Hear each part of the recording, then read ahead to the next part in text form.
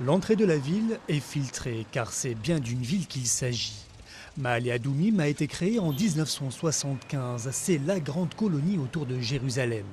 Ici, on est loin des colons de la droite religieuse, isolés dans des mobil-homes en Cisjordanie. Hormis de fortes mesures de sécurité, rien en apparence ne distingue cette ville des cités israéliennes. Et pour les habitants, peu importe si la ville est en Cisjordanie, au-delà de la ligne verte de 1967, censée devenir la frontière entre Israël et le futur État palestinien. On ne se sent pas en faute, on se sent chez nous et bon, de dire que on a l'impression ici qu'on est en Israël en fait, on n'a pas l'impression qu'on est dans un territoire entre guillemets.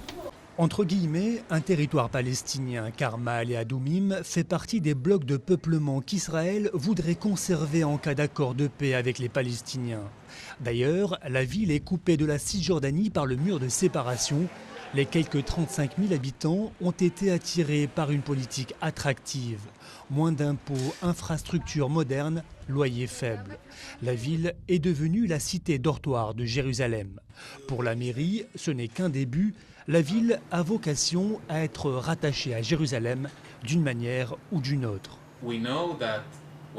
On est convaincu que lorsque les négociations prendront fin et qu'un accord est signé, Maale Adumim restera partie intégrante d'Israël et on pourra continuer à construire autour de la ville en direction de Jérusalem. La reprise des négociations directes entre Palestiniens et Israéliens début septembre a montré à quel point les colonies constituaient la question clé sur le chemin de la paix. Problème, en cas d'accord, évacuer des villes entières telles que Maale Adumim ne se fera pas aussi facilement que pour les petites colonies de la bande de Gaza en 2005.